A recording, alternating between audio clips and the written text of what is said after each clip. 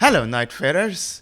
Let's talk about Revenant. Revenant is a bit weird. She's a squishy spellcaster, but she's also a tank, in that she can use spirit summons to take hits for her and her teammates. I think she maybe has the second highest skill floor in the game after Guardian, because she's a bit confusing when you pick her up for the first time. Like, why are my summons so squishy? Why are there no upgraded versions of my weapon type? Where are all the good incantations? And why do I keep running out of FP? However, when you do get used to her, and maybe get some good RNG on your run, she becomes one of the most powerful characters to play as. She can more or less rival Guardian in his tanking and even Recluse with her damage output. And so today I'll try my best to answer the questions. How to make Revenant reach that potential? What are the best weapons and spells to use as her? And I'll show you the build that I personally use with her. First, let's go over Revenant's abilities. Her passive is Necromancy. You have a chance to resurrect any non-boss enemy that you kill. This, by the way, counts if it's a gank boss and the enemy has a separate health bar like with some of the Everjail boss fights. This only happens if either you or one of your summons land the final hit on an enemy. And you do want to play around this, because these resurrected enemies usually do way more damage than your actual summons. This ability is especially useful against night bosses, because they always spawn trash mobs before they come out. And if your team lets you finish off these trash mobs, then you can have quite a small army to help you with the night boss. Next, we have her skill, Summon a Spirit. You summon a spirit to help you in battle. You have 3 summons and you can only have 1 up at a time. Helen is fast and squishy. I like to use her against trash mobs because she attacks a lot and her attacks can stagger many of these enemies, making them easier to kill or keeping them occupied while you do something else. But mostly you'll be using her when you want to save your other summons for later, like if they're healing or if you don't want them to take damage now. She heals her health faster than any of the other summons, so you'll be doing this a lot. Next, we have Frederick, who is a tankier summon. He's harder to stagger, he deals more damage per hit, and he can knock smaller enemies down. Now, he will be the summon that you use the most, because he's not as squishy as Helen, but he can actually move around, unlike our third summon, Sebastian. Sebastian cannot move at all, and although his attacks look very strong, he actually deals less damage than Frederick. Instead, his use lies in his giant health pool, and his ability to draw attention to himself with his roaring attack, and this makes him the best summon to use against bosses and such. Now, of course, each spirit has a health bar and their health heals completely when you visit a site of grace. In battle, good management of these health bars is crucial to getting the most out of your spirit summons. In most situations, it's fine to just summon and forget, but when fighting bosses, you really want to pay attention to your spirits and their health bars. When a spirit is not summoned, they start healing all the damage that they took, with the smaller summons healing faster than the tankier ones. But if they die, you need to wait for them to reach half health for you to be able to summon them again. And so you do want to cycle between your summons to not let that happen. Like if a summon is at low health, you shouldn't just let them die. You want to consider summoning another spirit to let this one heal, while still being able to resummon them as soon as possible. But of course, the skill ceiling is a bit higher than that, because in many situations, you can prevent your summons from being hit at all. See, when you do summon a spirit, they will spawn to the left of your character and start charging at whatever enemy or down teammate that you are locked onto. Well, except Sebastian, of course, he just stays where you summon him. If your summons are engaged in battle, you can resummon them and they will usually respawn next to the enemy that they were attacking. This effectively acts as an iframe dodge for them, and you can use this to prevent them from eating obvious strong attacks, and keep them alive that way, and this works for all of them, Sebastian included. If it's an AoE attack, you might want to unlock the camera from your enemy, and if you resummon that spirit, they're guaranteed to spawn next to you instead of spawning in the enemy's attack range. If you summon a different spirit than the one that you want to protect, the new spirit will always spawn next to you instead of the enemy's attack range, so that's another way to keep your space safe. You can also completely unsummon the spirit that you're currently using by pressing L2 in the summon menu. I literally finished the whole game as a Revenant before I learned that you could do that. So yeah, your summons are a bit squishy for sure, but unlike vanilla Elden Ring, you are actually given the tools to prevent them from getting hit. Plus, they're a respectable bonus to your damage output, and can even help revive you or your teammates. Next, we have Revenant's ultimate, which is Immortal March. This ult does so many things and it does them so well, it might as well be the best one in the game, or at least the most versatile. It makes you and any teammates in its range completely unkillable for 15 seconds, though you still take damage. So keep that in mind. Any down teammates in the ult's range will also be revived. However, they will not be given the death protection, so they can still die again. Now, the ult's range is very generous, but it's not infinite, so keep that in mind. For your spirits, the ultimate will completely heal the spirit that you currently have summoned, as well as make them activate their most powerful attack. Helen gets a flurry of thrusts, Frederick gets a few spinning attacks, and Sebastian gets a laser beam. In terms of damage, surprisingly, Frederick easily wins here. He only needs to land 2 attacks in his combo to outdamage Sebastian's entire laser beam. However, people still value the laser beam a lot because of its longer range. Still, it's a bit wonky and it doesn't always hit, so I don't like it very much. but I still mostly use the ultimate with Sebastian anyway. He's usually your most useful summon, but he takes the longest time to heal back his health. And the ultimate will fully heal him and make him unkillable for some time. Now let's talk about what equipment you should be using as Revenant, starting with her melee weapon. Now Revenant specializes in using incantations. She's very squishy and she doesn't have much stamina. So ideally you shouldn't be fighting in melee range very much at all. Still, you'll have to fight in melee sometimes, and when you do, it's very hard to beat Revenant's starting weapon. It is surprisingly strong actually, especially when it comes to zombie heavy attacks, which are devastating. It has an S-scaling faith, which is the strongest stat for Revenant. So it will more or less out-damage and out-DPS literally anything that you find that is of the same rarity. So yes, this will deal more damage than any colossal swords, colossal weapons, or any other claw weapons that you find. And that definitely makes it worth upgrading to blue or even purple if you find a purple seal and you don't need to upgrade that. Whoever tells you that you should replace this as soon as possible does not know what they're talking about. Now, other weapons that you can use are either the Cypher Bata or the Coded Sword, because only these two melee weapons get an S-scaling in Faith. Now, these weapons come in purple rarity by default, so you don't have to upgrade them. Still, an upgraded Revenant's Claw is just as powerful as either of them. The Cypher Bata gets the most DPS, but by far the least range, while the Coded Sword and Revenant's Claw get about as much DPS as each other. But of course, Revenant's Claws have the most range with their normal attacks. However, the Coded Sword gets a weapon art that gives it even more range and much more stance damage, so it can be worth using just for that. Another reason to use one of these weapons is that they actually come with a passive effect, unlike your Revenant's Claws. Now let's talk spells. Now Revenant starts with a seal, but that seal is god-awful. It has rejection on, which deals no damage, and it also has a healing spell, which honestly doesn't heal you that much. It's very bad at healing your phantoms, and really, the only reason you'd keep this seal is to use the healing spell to fight Revenants. So you do need to find a better seal as soon as possible. And for the longest time, this was my biggest problem with Revenant, in that she's too RNG dependent. There were too many expeditions where I would go through the whole thing without finding good seals. Or I would find a good seal, but it would have spells of the damage type that the Night Lord is most resistant to. Now of course there are some locations like cathedrals where you're guaranteed to find a seal, but still, there were too many times where I just find terrible ones. Now there are actually two solutions for this. One of them I haven't seen anyone talk about. The first is of course the Wraith Calling Bell. You can find this item as a random drop from graveyards, or you can just use a relic to start with it.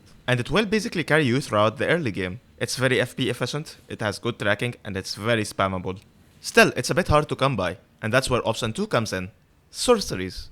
Yes, really. So, Revenant gets a B scaling in intelligence, and that more or less means that she deals around 80 to 83% as much damage as Recluse with sorceries. And so using a staff is definitely better than walking around with a bow or using melee weapons, and staves are much more abundant than seals. Also, staves always end up with at least one offensive spell, unlike seals, which can have 2 support spells. So, how do these two options stack up against each other? Well, at level 1 with a Staff of White rarity, casting Glintstone Pebble, the bell completely outclasses sorcery. It has more DPS and much less FP consumption. Now, FP efficiency matters a lot, especially here, where the amount of damage that we're dealing with 1 FP bar with the bell is over double what we can do with sorceries at this level. At level 3 with a blue staff, which is much more common than a white one anyway, Glintstone Pebble will start to slightly outdamage the bell, but at a much higher FP consumption. At level 7, the staff will have significantly more DPS than the bell, but it will consume 50% more FP to deal the same amount of damage.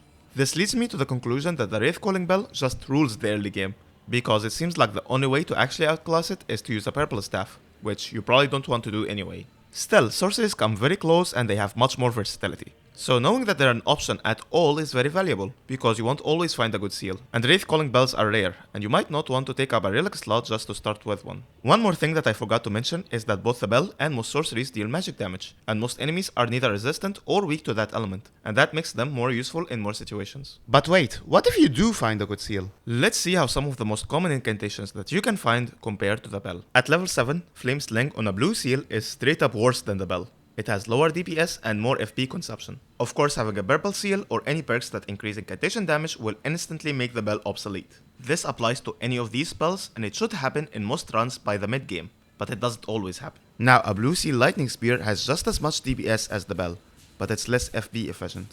Black Flame completely outdamages the bell, but it is less FP efficient. And finally, there is Discus of Light, which completely blows the bell out of the water. This is straight up the upgraded version of the bell. It has like double the DPS while only having 25% the FP consumption. It really is just that good, and it's probably the best spell to use as Revenant. Now, for what other spells to use, it's basically just like base game Elden Ring. Buffs like Golden Vow are very strong and can apply both to your summons and your teammates. The dragon spells are the most powerful in terms of DPS, but they will eat up your FP very quickly. And of course, Ancient Dragon's Lightning Strike is probably the best spell in the game, period. Another spell that stands out would be Triple Wings of Light, which has monstrous amounts of DPS and crowd control potential. Now, I'm not gonna show it here because it's a spoiler, but I actually used this to defeat the final boss before he could even finish his second phase transition, which was just hilarious. Another standout spell is Scarlet Ionia. This spell will more or less inflict Scarlet Rot on even Night Lords with just one cast. This status effect deals a lot of damage over time, and none of the Night Lords are immune to it. Next, let's talk about what perks to use. Revenant is very FP hungry, with no skills to get it back. And so you want anything and everything that helps with that. So that's perks that give you more FP or less FP consumption. And if you can find a bow that gives you back FP on hit, this can be more or less a lifesaver. You also want to have as many Starlight shards as possible, and you can find those in random box drops, especially at churches. Now, merchants will always sell you 2 shards for a good price. And then there is another merchant right before the Night Lord who will sell you 2 more for a higher price. However, if you find a town merchant, you can buy as many Starlight shards as you can carry. And if you do, then consider buying an extra inventory slot so that you can carry more shards. Also, consider having a Recluse on your team, because her ultimate will let you recover FP on hit. Look at this moment where I'm casting a dragon spell basically for free because my Recluse has her ultimate up. Now, of course it goes without saying that you want any perks that increase your incantation damage or your damage with a certain element that you're using. And don't be afraid to use the Scorpion Charm talismans. They only decrease your damage negation by 3% in this game, unlike in vanilla Elden Ring where it was much higher. Spellcasting speed perks actually make a noticeable difference in this game, especially if you charge your spells, which you should be doing anyway, because charging your spells makes them deal more damage for no additional FP cost. And finally, you should never use skill cooldown perks. They do nothing on Revenant. Her summons will always heal at the same rate regardless of these perks. Now let's talk about some of the relic effects that are specific to this character. First, we have one that triggers a Ghost Flame explosion when you activate your ultimate. This actually deals a very good amount of damage. Like the Guardian needs to land both the initial and second AoE to outdamage it. Raider doesn't do as much damage with his totem, and Recluse doesn't even come close. However, since this is an added effect, this will not stagger bosses like some of the other ultimates. Next, we have an effect where you lose some HP to heal your teammates to full health when you activate your ultimate. The amount of health that you lose is 50% of your maximum HP. And well, I don't think that the health lost matters too much, since you can't die anyway. Still, it can be a little inconvenient when you want to activate your ultimate but you have no heals left. Overall, I don't like this effect too much on its own, and I'd probably use something else. Next, we have an effect that increases the damage of your spirits and your teammates when you activate your ultimate. The effect actually lasts more than the death protection you get from the ultimate, lasting 30 seconds instead of 15, and the damage increase seems to be 25%. This is a must-have in my opinion. If your teammates aren't down, then your ultimate makes them unkillable, and you want to deal as much damage in that time as possible, and this helps you do that. And finally, we have a relic effect that gives you a power-up when a spirit summon is active. The power-up is actually different depending on which spirit you have summoned. Helen gives you some passive healing, but it's barely noticeable to be honest. Sebastian gives you more damage negation. I don't know exactly how much, but I wanna say maybe 10 to 15%. It's a pretty nice bonus all things considered. Frederick is easily the best one though. He straight up just gives you 10% more damage, which is just invaluable. And this alone makes this relic effect a must-have in my opinion. Now let's talk about the build that I personally use with Revenant. Now there is one relic that you get from the end of her quest line, and it has both the effect that triggers a Ghost Flame explosion when you use your ultimate, and the effect that damages you to heal your teammates. And this is probably the only context where I would use this effect, because I'm just getting it for free. This relic also charges your ultimate faster when you kill enemies, which you do want to do as a Revenant anyway, to resurrect them, so it plays into her playstyle perfectly. Then we have yet another relic from her quest line. This one gives you the power-up effect when you summon a spirit, and you should always have a spirit summoned anyway, so you're always benefiting from this one. Now for the last slot, I used to have a random relic that gives me the Wraith Calling Bell, to make the early game much easier. However, when I found out about how good sorceries are when using Revenant, I replaced it with one of the new relics that are available for purchase at the shop that appears when you defeat a powered up version of a boss. This relic is amazing. It gives you the effect that increases the damage of your summons and teammates when you use the ultimate. And it even makes you start with Starlight Shards, which is just perfect. It even makes it so that any item that you use will affect nearby teammates. However, when using boluses with this, I noticed that my teammates didn't get the permanent resistance increase that boluses usually provide. So this is not as powerful as I thought it was. Overall, I really like Revenant. But I think it's really stupid that Recluse gets more damage with Ghost Flame spells than the literal Ghost Flame character. Why are you like this, FromSoft? I just don't understand. Anyway, this was my guide for Revenant. I made one for Iron Eye, Duchess, and Guardian. So we're halfway through covering all the characters. If you like this video, please leave a like or maybe subscribe to get some of the future character guides. Maybe even join the Discord server where you can play with me and some other people in this community. Now, I almost definitely missed a few things in this video. So if you know something that I missed, leave a comment and I might just pin that comment. That's it. See you next time. Bye bye.